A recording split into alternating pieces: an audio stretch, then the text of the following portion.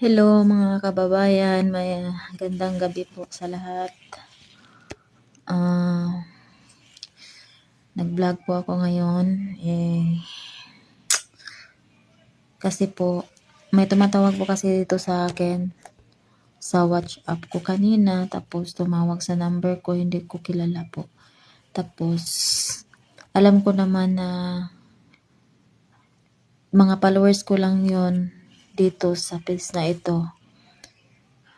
Ipaalala ko lang po sa inyo mga kabayan kung sino po kayo na tumatawag sa akin kaninang hapon.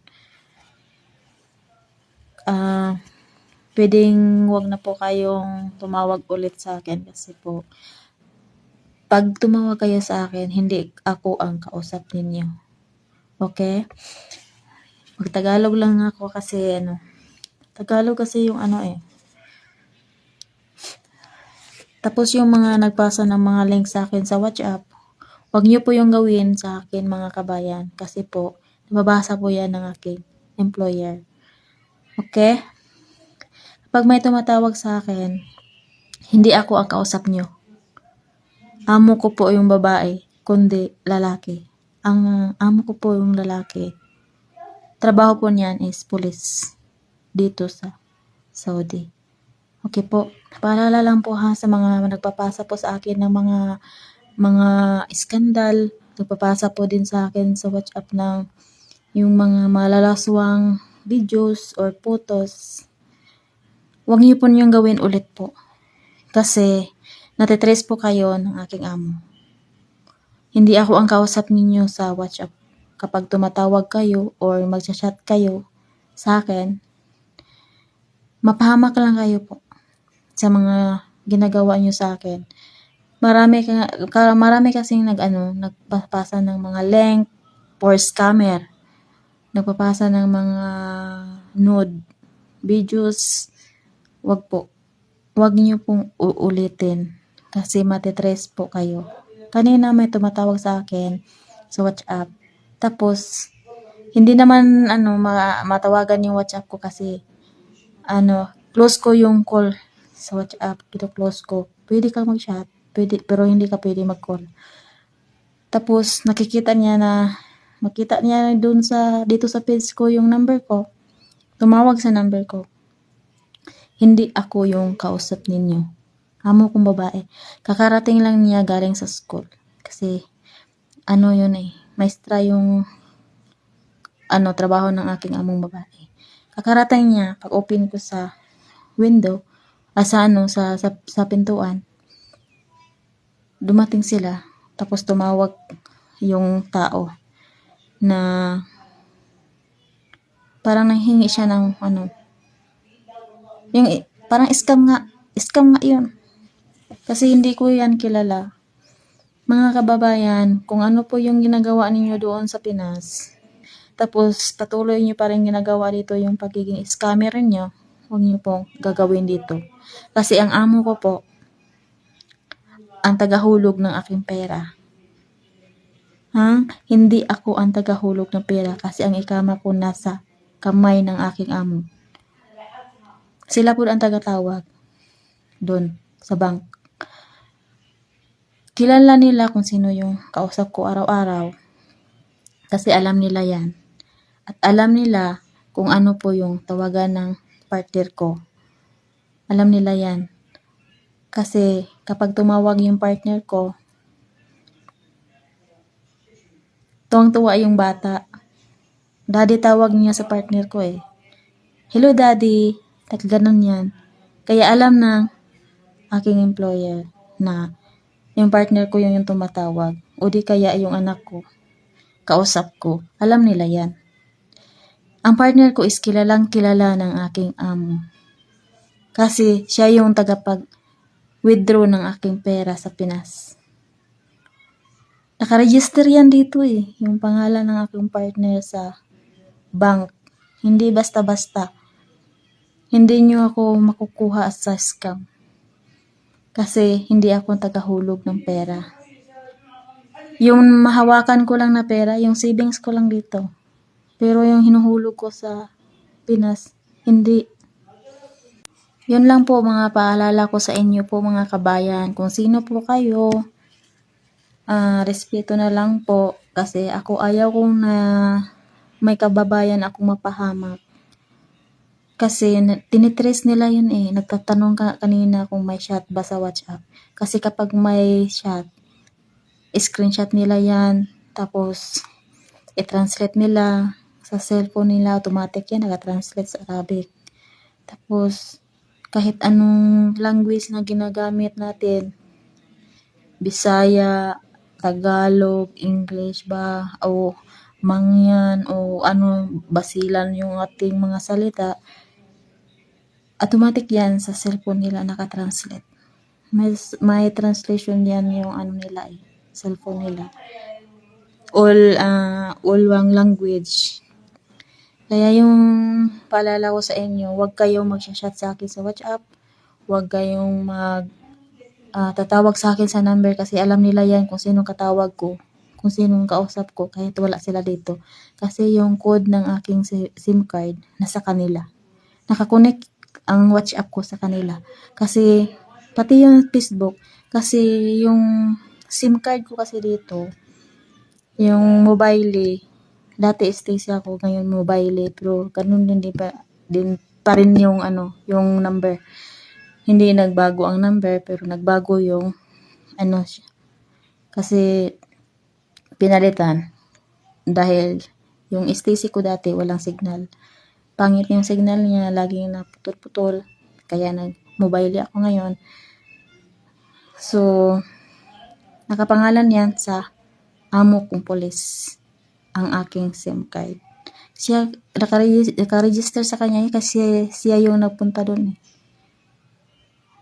Bit-bit lang niya yung SIM card pag uwi dito tapos saksak sa cellphone ko. Lahat ng lahat ng mga gamit ko dito na dito ko kinukuha sa ikama, sa SIM card ko. Nasa kanya yan nakaregister ang aking SIM card. Okay? Kahit i-inquire ko pa yan, kung lumabas yan, hindi pangalan ko, pangalan niya. Kaya, paalala lang sa mga kababayan dyan na may balak mang-scam sa akin. Wala kayong mapapala. Noon pa yan, may tumatawag sa akin na scam. Tapos nagpapasa ng mga link for scam. Alam na nga mo ko yan. Tinitrace nila yan lahat. Yung mga nagsha-chat sa akin, tinitrace yan. Kung nandito ka sa loob ng Saudi Arabia, malalaman yan kung ano yung number na ginagamit mo kung saan kang lugar. Kasi yan eh, may code yan eh. By code yung number. Diba, ang Pinas is 63. Dito 966. 966 dito. Saudi Arabia. Buong Saudi Arabia, 966. Iba din ng Pakistan, iba din ng Dubai, iba-iba ang code. Kaya, yung code ng aking SIM card, konektado yan sa kanila. Alam nila kung sino yung kausap ko araw-araw. Minsan lang nga, makikita nila ako dito pag busy yung partner ko. Natutulog lang ako dito. Kahit online ng cellphone ko. Online ng account ko.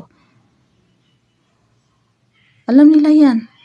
Kasi, pag dito, ganito, magka-video call ko yung partner ko. Sumilip yung amo ko. Sumilip yan. Kaya hindi ako pwedeng may kausap na iba. Kasi, alam nila yan. Accept na lang kung babae. Kahit babae nga yung kausap ko. Nagtatanong nga sino. Kasi maraming scammer kasi dito kahit Pilipino. Nandito ang dami. Daming dito nakulong. Hindi nyo lang alam kasi hindi nag-viral lahat ng nakulong. Yung iba lang kasi, yung mga OFW na, yung nalaman ng mga advocate, kasi kadalasan mga advocate yung napapaviral ng mga OFW eh. Pinupost nila. Pero hindi lahat na nakulong, nag-viral, hindi. Kaya mga kabayan, yun lang po ang aking paalala sa inyo. Huwag kayong tumawag sa akin ulit at saka mag-chat. Okay, bye. Hello guys, may gabi guys, manihapon tanin nyo guys. Rice, paritong talong, tsaka fried shrimp with sauce.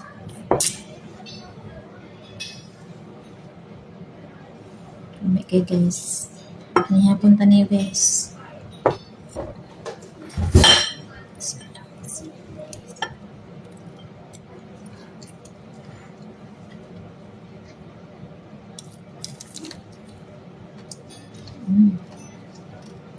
Spicy.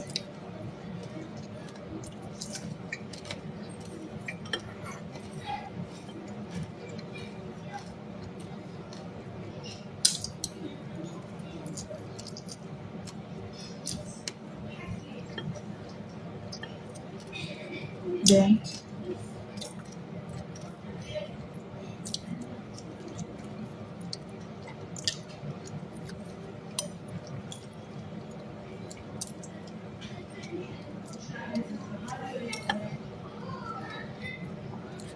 ano yung paborito guys? Talong na pinirito. Alam ang tanan sa isusubba. Tapos na ginamos.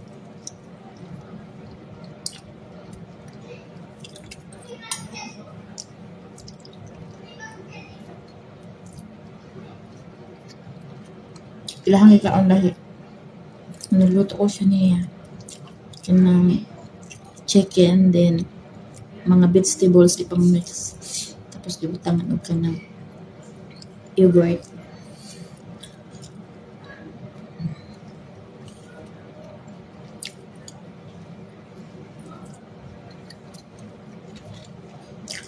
Mga onda guys.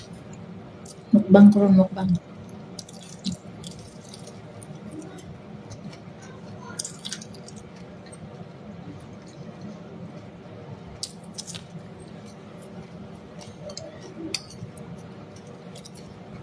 Grabe crunchy.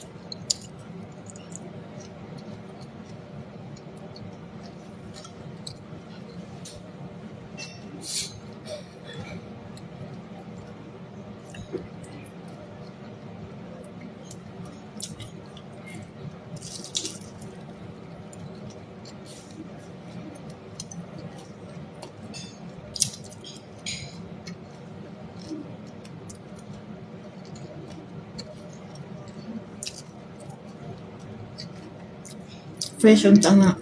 Ashrim ako ang gusto kapalit niya. Online lang man. Ano siya katang fried.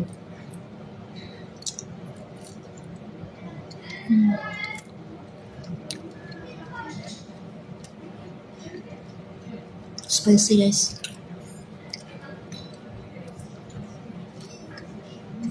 Ayun na napansin akong paso ha.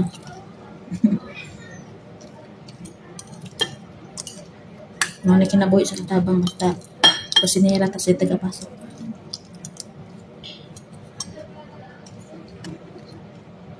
Napasok naman po ka na magluto ko na sa mukhang na bata.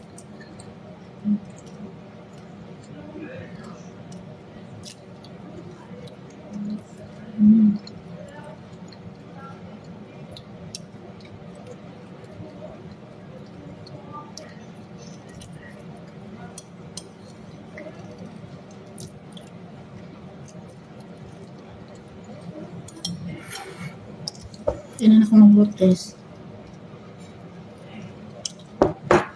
Daghan di ako nagluto.